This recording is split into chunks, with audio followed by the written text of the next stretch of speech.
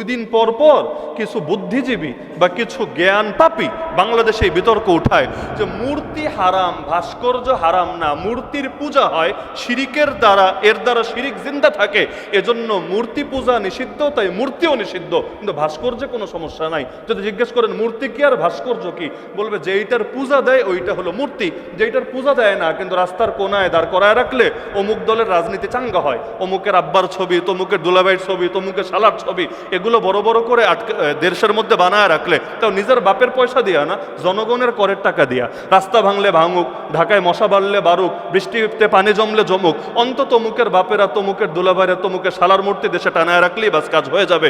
যদি এগুলোর কেউ পূজা করে না, এজন্য মাসালাগত কোনো সমস্যা নাই। কথা কি এটা সত্য না পুরাই ভণ্ডামি? কেন? কারণ যদি এভাবে ছবি বানানো যেত, উম্মত আর কারো ছবি না বানালো, যত গরিব হোক, অন্তত মুহাম্মদুর রাসূলুল্লাহ সাল্লাল্লাহু আলাইহি ওয়াসাল্লামের একটা ছবি বানিয়ে নিজের ঘরে টানিয়ে রাখতো এবং মহব্বতের সঙ্গে সকাল দুপুর বিকাল সেটা দেখতো আর দিল থেকে দোয়া করতো এবং বাচ্চাদেরকেও এটার প্রতি আগ্রহী হওয়ার জন্য তারা সবক দিত। যেখানে নবীর শানে, সাহাবীদের শানেই উম্মত এই কাজ করে নাই, সেখানে কোন রাজনৈতিক নেতা, সাধারণ কোনো ব্যক্তির শানে এটা করার কোনো প্রশ্নই আসে না। এজন্য আজকে বাসায় গিয়ে প্রয়োজন ইতিহাস পড়েন। নবী যখন মক্কা বিজয় করেছিলেন, কাবায়ও যখন 360টা মূর্তি ছিল, এই 360টা সবগুলো কিন্তু মূর্তি ছিল না, কিছু ভাস্কর্যও ছিল। যেমন সেখানে কবুতরের প্রতিকৃতি ছিল, যার পূজা কেউ করতো না, কেউ না, কিন্তু আল্লাহ নবী সেটাও মিটিয়ে দিয়েছিলেন। তাহলে ইসলামকে শুধু মূর্তির বিরুদ্ধে না ভাস্কর্যের বিরুদ্ধে? এজন্য রাজনৈতিকভাবে যারাই ক্ষমতায় আসুক না কেন, বাংলাদেশে ভাস্কর্য সংস্কৃতি বন্ধ হওয়া দরকার। বলবেন কেন? থাকলে সমস্যা কি? থাকলে সমস্যা হলো, কোনো ঘরেও যদি ছবি থাকে, আপনার বাপ আর মায়ের ছবিও যদি ঘরে টানায় রাখেন, আপনার পীরের ছবিও যদি ঘরে টানায় রাখেন, রহমতের ফেরেশতা সেই ঘরে ঢোকে না। আচ্ছা, এক ঘরে ছবি থাকলে ওই ঘরে যদি রহমতের ফেরেশতা না ঢোকে, তাহলে পুরো দেশে অলিতে গলিতে, রাস্তা ঘাটে, চিপায় চাপায়, মহাসড়কে যদি ছবি দিয়ে ভরে যায়, তাহলে এই দেশে রহমতের ফেরেশতা ঢুকবে কিভাবে আমাকে বলেন? আর দেশে যদি রহমতের ফেরেশতা না ঢুকে, তাহলে কোন ফেরেশতা ঢুকবে?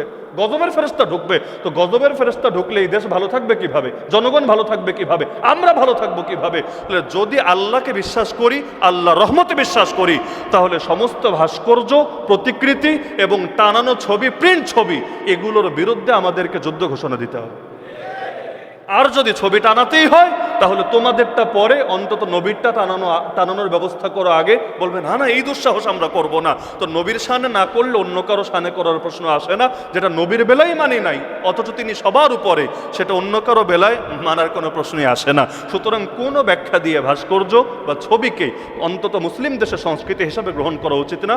আল্লাহ আমাদের সবাইকে বোঝার তৌফিক দান করুন। যারা ভালো ছবি আঁকতে পারে, ওদেরকে গিয়ে যদি আমরা পুরো বিস্তারিত বর্ণনা দিতাম, ওরা কি সুন্দর করে এঁকে দিতে পারতো না? অবশ্যই পারতো। যারা ভালো ছবি আঁকতে পারে, ওদেরকে যদি আপনি সব বুঝাইয়া দেন, চোখ এমন হবে, কপাল এমন হবে, আর এখন তো এআই এর যুগ, এগুলো ওই ছবি আঁকা লোক লাগবে না, অনেকে নিজেরাই ঘরে বসে বসে বানিয়ে ফেলতে পারবে। তো আল্লাহ রাসূল সাল্লাল্লাহু আলাইহি ওয়াসাল্লামের কল্পিত ছবি বানানো সম্ভব ছিল নাকি ছিল না? কথা বুঝা বলেন, বানানো ছিল নাকি ছিল না? সম্ভব ছিল। তাহলে বানালো না কেন? উম্মত বানালো না কেন? এখান থেকেই বড় একটা শিক্ষা বের হয়ে যায়।